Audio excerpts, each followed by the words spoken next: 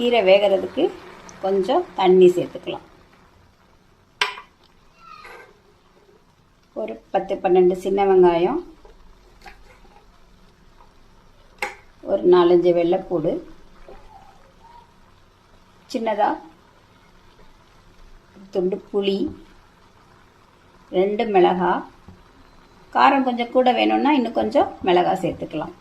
ஒரு பெரிய சைஸ் தக்காளி ஒன்று கட் பண்ணி போட்டிருக்கேன்.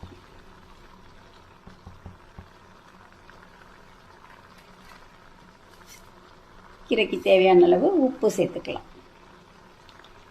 கீரை சீக்கிரம் வெந்துடும். கொஞ்சம் வெந்ததுக்கப்புறம் பார்ப்போம். 10 நிமிஷம் வச்சுருந்துருக்கேன். நல்லா கீரை வெந்துருச்சு, எல்லாமே நல்லா வெந்துருச்சு.